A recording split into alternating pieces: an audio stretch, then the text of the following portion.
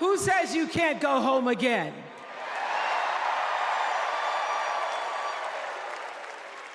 After watching the Obamas last night, that was some epic fire, wasn't it? Some epic fire.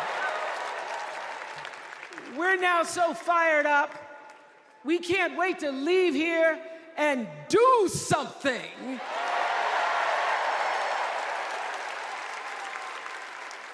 And what we're going to do is elect Kamala Harris as the next president of the United States.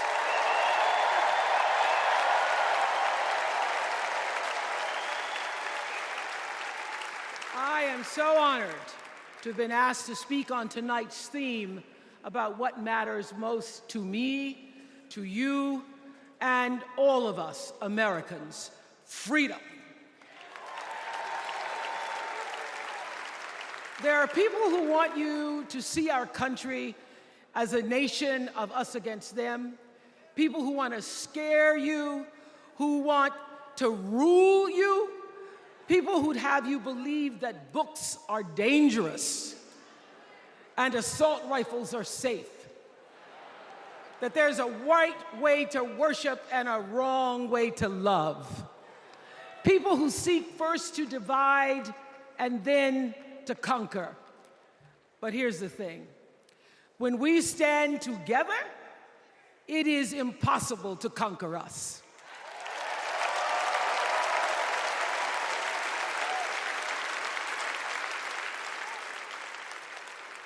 In the words of an extraordinary American, the late Congressman John Lewis,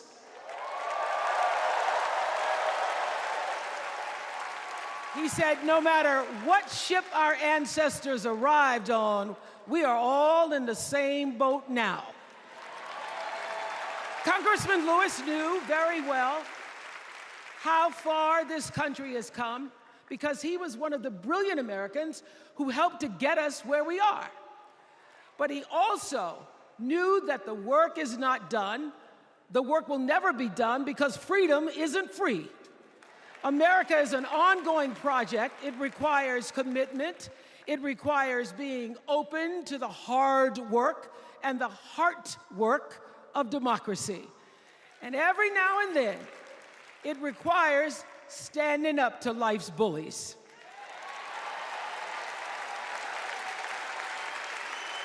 I know this. I've lived in Mississippi, in Tennessee, in Wisconsin, Maryland, Indiana, Florida, Hawaii, Colorado, California, and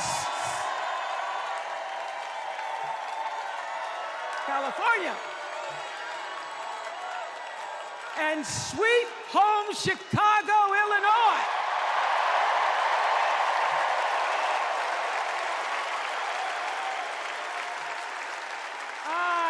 Have actually traveled this country from the redwood forests, love those redwoods, to the Gulf Stream waters.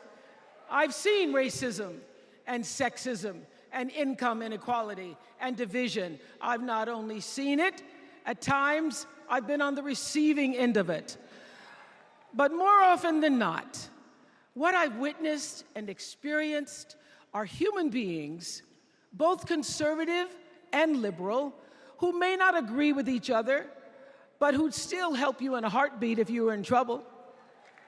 These are the people who make me proud to say that I am an American.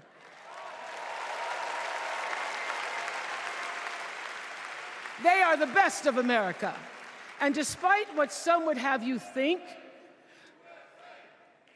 we are not so different from our neighbors. When a house is on fire, we don't ask about the homeowner's race or religion. We don't wonder who their partner is or how they voted. No. We just try to do the best we can to save them. And if the place happens to belong to a childless cat lady,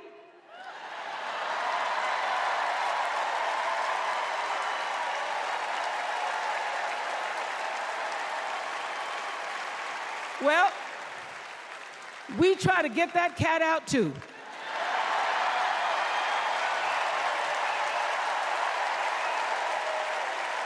because we are a country of people who work hard for the money. We wish our brothers and sisters well, and we pray for peace. We know all the old tricks and tropes that are designed to distract us from what actually matters, but we are beyond ridiculous tweets and lies and foolery. These are complicated times, people, and they require adult conversation. And I welcome those conversations because civilized debate is vital to democracy, and it is the best of America. Now, over the last couple of nights, we have all seen brave people walk onto this stage and share their most private pain. Amanda and Josh, Caitlin, Hadley, they told us their stories of rape and incest and near-death experiences from having the state deny them the abortion that their doctor explained was medically necessary. And they've told us these things for one reason, and that is to keep what happened to them from happening to anybody else. Because if you do not have autonomy over this, if you cannot control when and how you choose to bring your children into this world and how they are raised and supported, there is no American dream.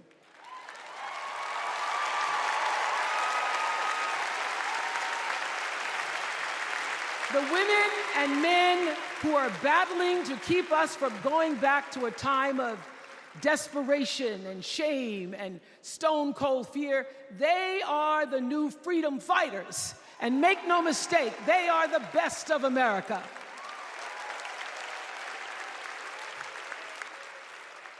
I want to talk now about somebody who's not with us tonight. Tessie Prevost Williams was born in New Orleans not long after the Supreme Court ruled that segregated public schools were unconstitutional. That was in 1954, same year I was born.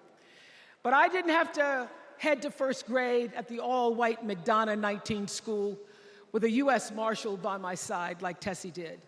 And when I got to school, the building wasn't empty like it was for Tessie. You see, rather than allowing McDonough to be integrated, parents pulled their kids out of the school, leaving only Tessie and two other little black girls, Gail Etienne and Leona Tate, to sit in a classroom with the windows papered over to block snipers from attacking their 6-year-old bodies. Tessie passed away 6 weeks ago. And I tell this story to honor her tonight because she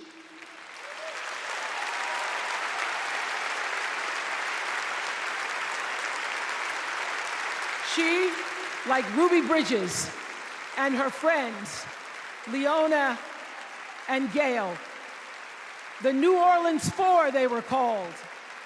They broke barriers and they paid dearly for it. But it was the grace and guts and courage of women like Tessie Prevost Williams that paved the way for another young girl who 9 years later became part of the second class to integrate the public schools in Berkeley, California. And it seems to me that at school and at home, somebody did a beautiful job of showing this young girl how to challenge the people at the top and empower the people at the bottom. They showed her how to look at the world and see not just what is, but what can be. They instilled in her a passion for justice and freedom and the glorious fighting spirit necessary to pursue that passion. And soon, and very soon,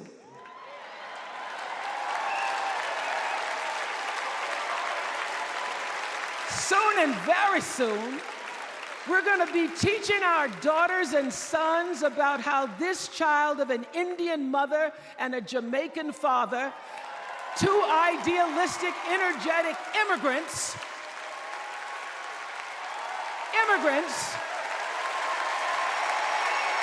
how this child grew up to become the 47th President of the United States. That is the best of America.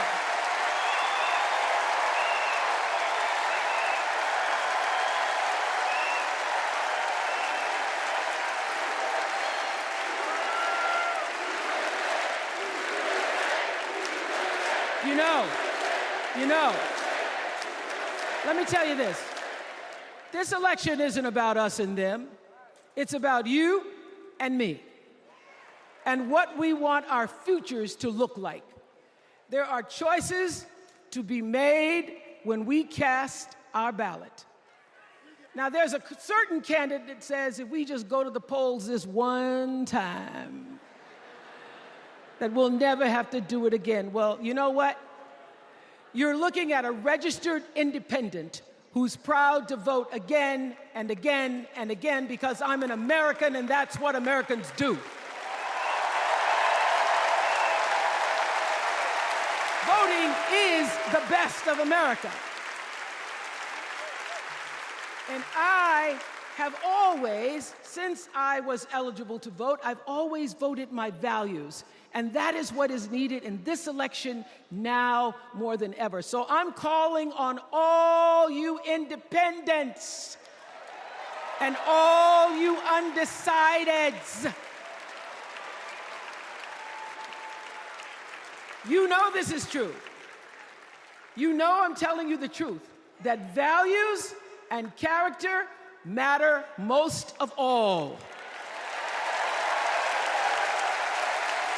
In leadership and in life.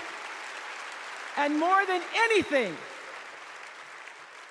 you know this is true, that decency and respect are on the ballot in 2024.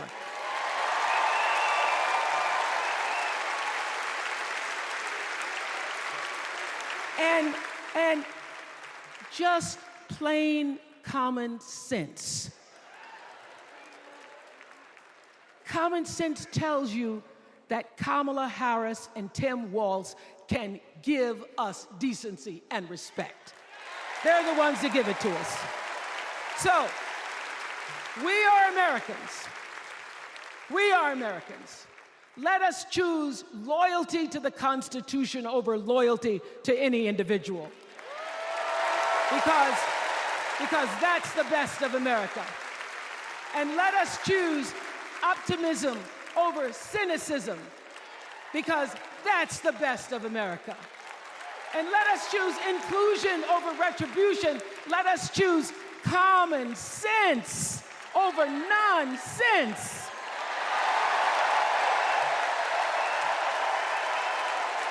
Because that's the best of America.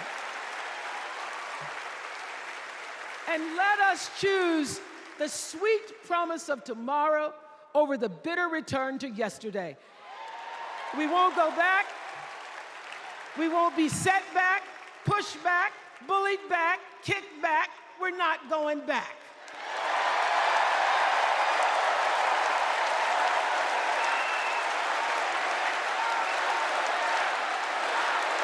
Not going back. We're not going back. So, let us choose. Let us choose truth. Let us choose honor. And let us choose joy.